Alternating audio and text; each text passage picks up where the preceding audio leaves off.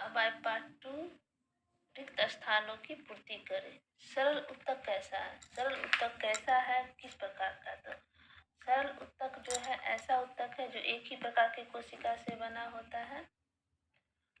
एक होता है विभेदित उत्तक, एक होता है अस्थायी उत्तक। अस्थायी उत्तक में ही आता है एक सरल उत्तक, एक होता है जटिल उत्तक। तो सरल उत्तक जो है एक प्रकार की कोशिका से बनी होती है। मृदु उत्तक जो है सरल उत्तक का एक प्रकार। मृदु उत्तक क्या है? सरल उत्तक का एक प्रकार है। उसके बाद है मृदु उत्तक जो है संरक्षण का कार्य करता है। मृदु उत्तक क्या करता है? यह संरक्षण का कार्य करता है। ऐसे सरल उत्तक में बहुत प्रकार के आते हैं। मृदु उत्तक, धीर स्थूल उत्तक, स्थूल कोण उत्तक, और इसमें से मृदु उत्तक जो है संरक्षण का कार्य करता है। अब है विभोज्योत्तक की कोशिका, मतलब ऐसा उत्तक जिसकी कोशिका में विभाजन होता रहता है। वैसे कोशिका में क्या भरा रहता है? तो वैसे कोशिका में कोशिका द्रव्य भरा रहता है। जल में उत्तक अनुपस्थित रहता है। जल में ऐसा कौन उत्तक है जो कि अनुपस्थित होता है? तो वह है स्थूल कोण उत्तक। स्थूल कोण उत्तक जो है वो जल में अनुपस्थित रहती है, नहीं पाई जाती। दीर्घ उत्तक पाई जाती है, दीर्घ उत्तक पाई जाती है, मृदु उत्तक पाई जाती है, लेकिन स्थूल कोण उत्तक जो है जल में अनुपस्थित होती है, नहीं पाई जाती। स्थूल कोण उत्तक जल में नहीं पाई जाती है। दीर्घ उत्तक जो होती है यह जड़ों में नहीं पाई जाती है। यह उत्तक पौधों के नए भागों पर पाया जाता है। यह विशेषकर तने के एपिडर्मिस के नीचे, पर्णवृत्त, पुष्पवृत्त, पर्ण मतलब लिप, पर्ण मतलब लिप यानी पत्ते के वृत्त में, पुष्प वृत्त में और पुष्पावली वृत्त पर पाया जाता है, लेकिन जड़ में यह नहीं पाया जाता है। स्थूल कोण उत्तक का कार्य क्या है? तो यह पौधों को यांत्रिक सहायता प्रदान करता है, और जब इसमें हरित लवक या क्लोरोप्लास्ट पाया जाता है तो भोजन निर्माण में भी यह मदद करता है। यह सब कार्य किसका है? स्थूल कोण उत्तक का। ये किसमें आता है? तो यह सरल उत्तक का भाग है। सरल उत्तक किसमें आता है? तो वह अस्थायी उत्तक में आता है। अब क्वेश्चन नंबर 5 आता है कि अस्थायी उत्तक एवं दो प्रकार के होते हैं। अस्थायी उत्तक तो सब जानते हैं दो प्रकार के होते हैं, एक सरल होते हैं, एक जटिल होते हैं। सरल जो होते हैं वो एक प्रकार की कोशिका से बने होते हैं, और जटिल जो होते हैं वो विभिन्न प्रकार की कोशिकाओं का समूह होता है। अब है कि क्लोरोफिल युक्त मृदु उत्तक को क्या कहते हैं? तो उसे कोलोडेन कायमा कहते हैं। क्या कहते हैं? उसे कोलोडेन कायमा कहते हैं। ऐसा मृदु उत्तक क्लोरोफिल युक्त यानी ऐसा मृदु उत्तक जिसमें क्लोरोफिल हो, तो वैसे मृदु उत्तक को हम कोलोडेन कायमा कहते हैं।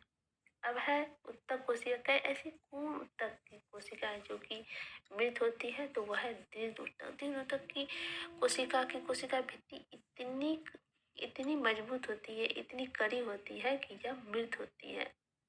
लिग्निन के कारण ये इतनी दृढ़ होती है कि यह इसकी कोशिका मृत होती है, क्योंकि इसमें कोशिका द्रव्य के लिए जगह नहीं रहता है, इसलिए यह मृत कोशिका होती है। दीर्घ उत्तक की जो कोशिका है वह मृत होती है।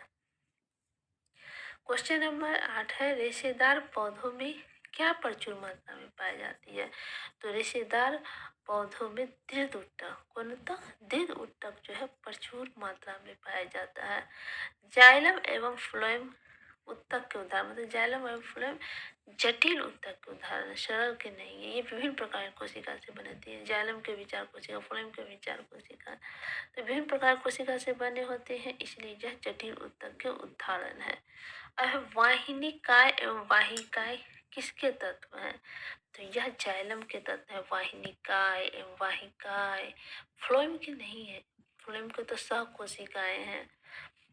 ये जो है वाहिनिकाय एवं वाहिकाय यह जटिल जटिल यह जो है यह जाइलम के तत्व है। अब है एरियोलर उत्तक। एरियोलर उत्तक एक प्रकार का क्या है? तो यह है वास्तविक संयोजी उत्तक। वास्तविक संयोजी उत्तक का ही एक प्रकार है एरियोलर उत्तक। तापरोधक होने के कारण ठंड के शरीर की रक्षा करता है। क्वेश्चन नंबर 12 है तो वो है एडीपोज। एडीपोज में वसा पाई जाती है।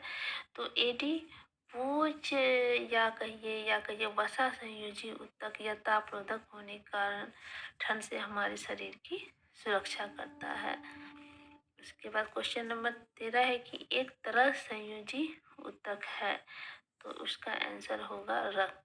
रक्त जो है तरल होता है और यह हमारे पूरे शरीर को कनेक्ट करके जोड़ के रखता है। तो जोड़ने वाला चीज संयोजी होता है, कनेक्टिव यानी संयोजी। रक्त रुधिर या कहिए तो लसिका, यह एक सरल सरल नहीं, यह एक तरल संयोजी ऊतक है। तरल यानी द्रव, द्रव जैसा, संयोजी यानी कनेक्ट करके रखने वाला ऊतक है।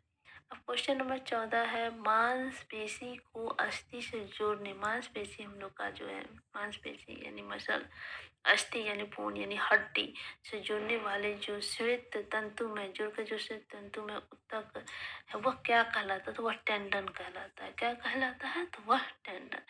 क्योंकि लिगामेंट का कार्य हड्डी जोड़ के रखना है, टेंडन का कार्य मांसपेशियां और बोन्स को जोड़ के रखना होता है। तो मांसपेशियों को अस्थि से जोड़ने वाले श्वेत तंतु में ऊतक टेंडन कहलाता है। उपास्थि, अब है उपास्थि के मैट्रिक्स में पाए जाने वाले प्रोटीन क्या कहलाता है? तो उपास्थि, उपास्थि जो है उसके मैट्रिक्स में पाए जाने वाले प्रोटीन कोट्रिन कहलाते हैं। क्या कहलाते हैं? कोट्रिन कहलाते हैं। अब है रेखित पेशी कैसी, ऐच्छिक है या अनैच्छिक है? तो हम कहेंगे कि वह ऐच्छिक है। रेखित पेशी जितना है, जैसे हाथ को मूव करना, ये हमारी मर्जी पे थी कि सब रेखित पेशी में आएगी। तो रेखित पेशी जो है वह ऐच्छिक पेशी की कोशिकाएं हैं। हृदय पेशी की दीवार या भित्ति बनाती है। तो हृदय पेशी हृदय की दीवार, हृदय की जो पेशी वह हृदय की दीवार और भित्ति बनाती है। अब क्वेश्चन नंबर 18 है कि इकाई न्यूरॉन या तंत्रिका कोशिका है। तो इसका आंसर होगा तंत्रिका। तंत्रिका ऊतक की इकाई न्यूरॉन या तंत्रिका कोशिका है। तो उसके बाद क्वेश्चन नंबर 19 है लिगामेंट का निर्माण किससे होता है? तो पीला तंतु में, टेंडन का श्वेत और लिगामेंट का पीला तंतु में ऊतक से होता है। लिगामेंट का कार्य क्या है? तो लिगामेंट का कार्य है हड्डी को हड्डी से जोड़ के रखना। अब ऑस्टियोब्लास्ट कोशिका, ऑस्टियोब्लास्ट कोशिका कहाँ पाया? तो अस्थि में पाया जाता है। यानी बोन, हमारी हड्डी में जो सेल है, कोशिका है, वो क्या चीज का है बना हुआ है? तो क्या है? तो वो है ऑस्टियोब्लास्ट कोशिका। तो ऑस्टियोब्लास्ट कोशिका अस्थि में पाई जाती है। ये आपके रिक्त स्थान पूर्ति सब पूरा हुआ।